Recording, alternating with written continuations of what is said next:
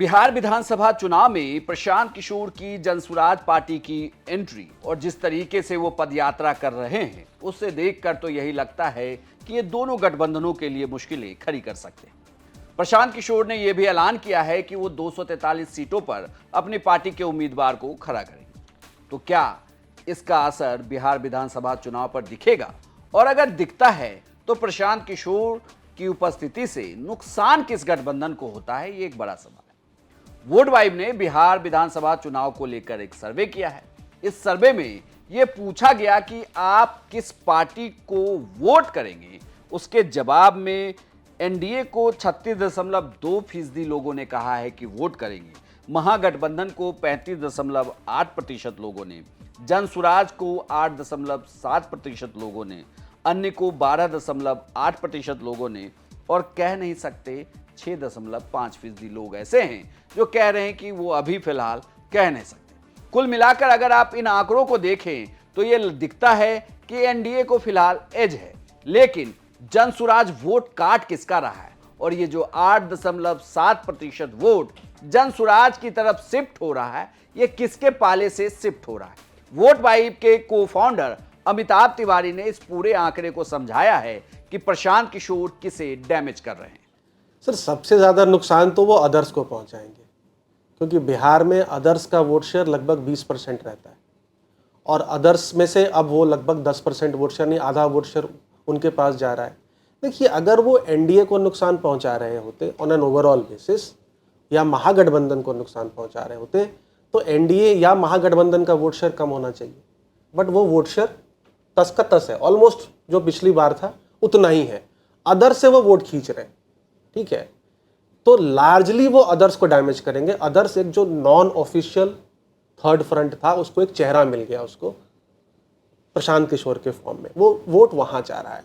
हाँ, अलग अलग सीट पे अलग अलग डैमेज करेंगे। जैसे अभी अगर आप चारों बाईपोल्स की बात करेंगे तो जो एक इंडिया टुडे के लिए एक जो एनालिसिस मैंने किया था, अगर उसका आकलन करें तो लगभग 85-90% डैमेज तो उन्होंने उस वक्त महागठबंधन का किया था। क्योंकि थ्योरेटिकली क्या है सर कि नंबर 2 अलायंस है महागठबंधन, नंबर 1 अलायंस है एनडीए पिछले चुनाव के हिसाब से। नंबर 2 पार्टी जो है वो बिना नंबर 1 पार्टी के वोट शेयर में सेंध मारी ये चुनाव नहीं जीत सकती। ये हमने यूपी में भी देखा है। अखिलेश यादव की पार्टी का 10% वोट शेयर बढ़ गया, मायावती का वोट शेयर कम हो गया, बीजेपी वहीं की वहीं थी या एनडीए अलायंस वो चुनाव जीत गई।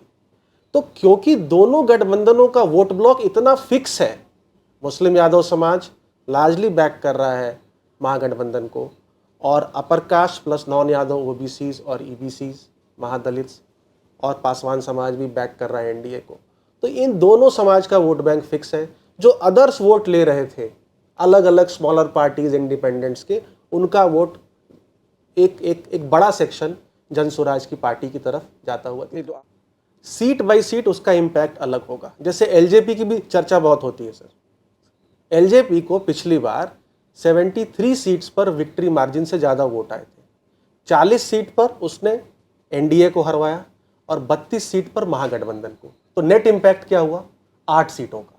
वैसा ही यहाँ होगा, कुछ सीटों पर वो महागठबंधन को नुकसान पहुँचाएंगे, कुछ सीटों पर वो एनडीए को नुकसान पहुँचाएंगे, but on a net basis जो ओवरऑल इम्पैक्ट होगा कुछ खास नहीं होगा। दोनों गठबंधनों का वोट शेयर जो है अनलेस सिग्निफिकेंटली गिरता है और वो वोट जनसुराज के पक्ष में जाता हुआ दिखता है, तब तक ये कहना कि किसी एक दल को वो नुकसान पहुंचा रहे हैं, आई थिंक अभी थोड़ी जल्दी होगी। हाँ, अगर वो बागी कैंडिडेट्स को टिकट दे देते हैं, बीजेपी के या जेडीयू के या फिर आरजेडी के, कांग्रेस पार्टी के, और उसमें से कोई जीत जाता है, अगर कोई कद्दावर नेता है, तो उस वक्त कहा जा सकता है कि चलिए उस सीट पर जनसुराज ने किस पर्टिकुलर पार्टी को नुकसान। देखिए, अभी जनसुराज का वोट जो लोग सपोर्ट कर रहे हैं कौन है, अगर जाति के हिसाब से देखें तो लगभग 20% उसमें अपर कास्ट है जी।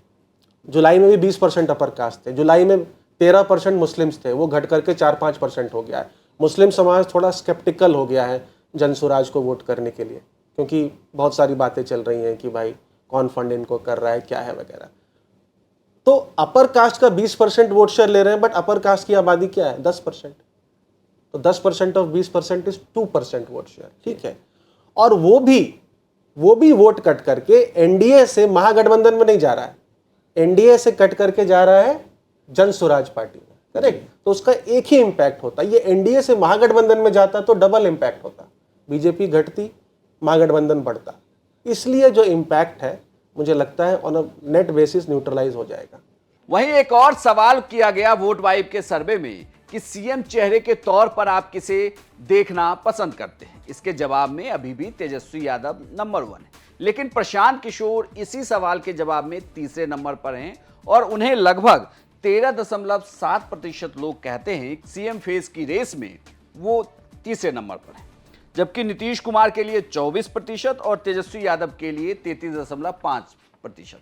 लगातार तमाम सर्वे में तेजस्वी यादव सीएम के चेहरे के तौर पर पहली पसंद बने हुए हैं। वहीं चिराग पासवान के लिए 8.3% लोग और सम्राट चौधरी के लिए 5.2% लोग, यानी प्रशांत किशोर यहां भी तीसरे नंबर पर हैं। लेकिन क्या प्रशांत किशोर का इंपैक्ट बिहार में काम कर रहा है? क्या होता है सर कि ये जो क्वेश्चन होता है कि सीएम की रेस में कौन आगे है, इसको थ्योरेटिकली तो हम लोग काफ़ी इंपॉर्टेंस देते हैं, लेकिन इसका इंपॉर्टेंस तब होता है जब ज़्यादा लोग सीएम चेहरे पे वोट कर रहे हैं। अब हमने एक सवाल इसमें एक फॉलोअप सवाल भी पूछा है कि आपके वोट डालने का मुख्य आधार क्या होने वाला है। उसमें मेरे हिसाब से लगभग 15% लोग कह रहे हैं कि हम सीएम के चेहरे पे वोट डालेंगे, तो 85% लोग तो किसी और मुद्दे पे वोट कर रहे हैं।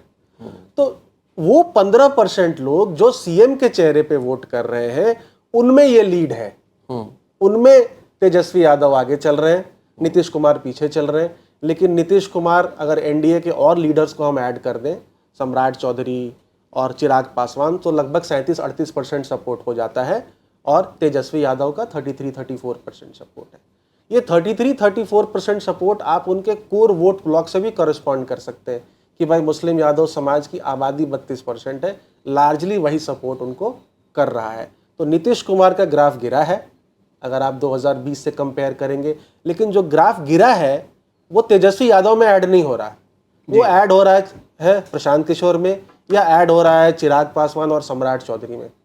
तो फिर वही वाली बात कि ये उनकी पॉपुलैरिटी गिर के तेजस्वी की नहीं बढ़ रही, किसी दूसरे की बढ़ रही है। तो इसीलिए इसका इम्पैक्ट जो है वो ज़्यादा हमको वोट शेयर में देखने को नहीं मिल रहा है और सिर्फ 15% लोग ही सीएम के चेहरे पे वोट करने वाले हैं। कुल मिलाकर बिहार विधानसभा चुनाव में इस बार प्रशांत किशोर का बज जबरदस्त है। चाहे वह किसी भी आप पत्रकार से बात कर लीजिए या बिहार की आम जनता से, हर कोई यह मानता है कि प्रशांत किशोर को आप इस बार इग्नोर नहीं कर सकते। सर्वे में भी लगभग ऐसा ही दिखता है। लेकिन क्या जिस तरीके से अभी वो उनको वोट आ रहा है, इससे एनडीए या महागठबंधन को कोई नुकसान भी होगा?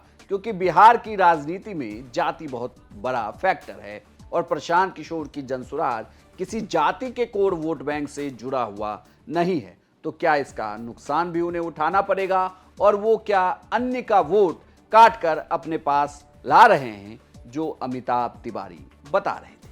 आपकी क्या राय है हमें कमेंट बॉक्स में लिखकर जरूर बताएं और बिहार की तमाम खबरों के लिए आप देखते रहिए सिर्फ बिहार तक।